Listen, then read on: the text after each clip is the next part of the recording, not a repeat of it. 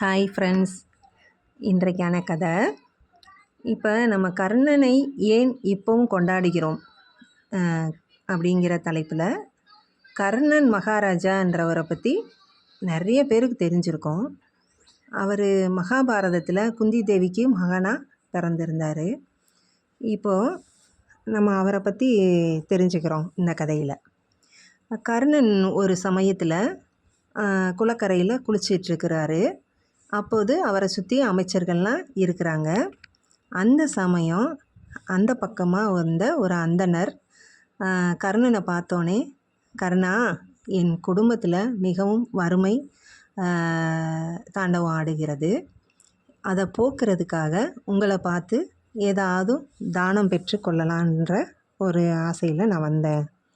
உங்களால் முடிஞ்சதை எனக்கு செய்ய முடியுமா அப்படி என்று அந்த ஏழை அந்தணர் கேட்குறாரு. அப்போது கர்ணன் எண்ணெய் தேய்ச்சி குளிச்சுக்கிட்டு இருந்த கிண்ணத்தை, இடது கை பக்கமாக இருந்தது அந்த கிண்ணம்.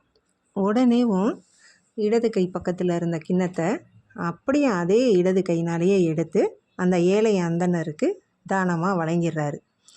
அந்தணர் மிகவும் மகிழ்ச்சி அடைந்து அவர் போயிடுறாரு.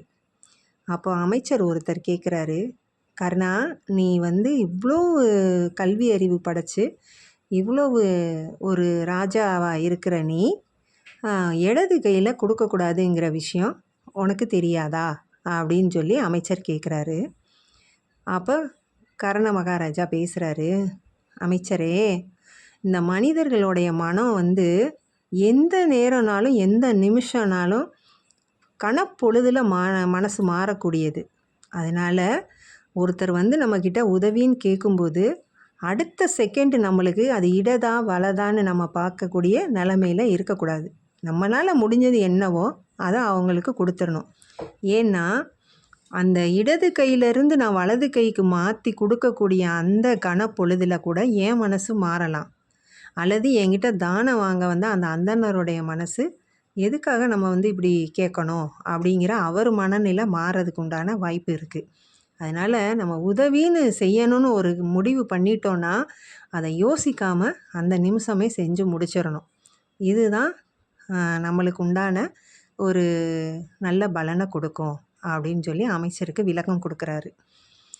அப்போது அமைச்சரே ஒரு நிமிஷம் யோசித்துட்டு, கர்ணா, உன்னைய நான் என்னவோ நினச்சேன், ஆனால் நீ இவ்வளோ பெரிய தத்துவத்தை சாதாரணமாக சொல்லிட்ட.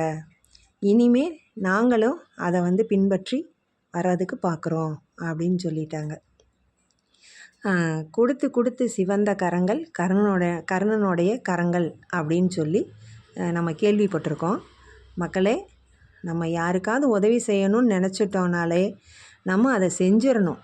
ஏன்னா நம்ம செய்வோன்ற நம்பிக்கையில் தான் யாராக இருந்தாலும் நம்மகிட்ட கேட்பாங்க. அவங்க நல்லவங்களோ கெட்டவங்களோ நம்மளால் இயன்ற உதவியை யாருக்குமே செய்கிறதுக்கு நம்ம ஒரு பழக்கத்தை வச்சுக்கணும். நன்றி மக்களே. நீங்கள் இந்த கதை பிடிச்சிருந்துச்சுன்னா லைக் பண்ணுங்கள், ஷேர் பண்ணுங்கள், கமெண்ட் பண்ணுங்கள், சப்ஸ்கிரைப் பண்ணுங்கள். நன்றி.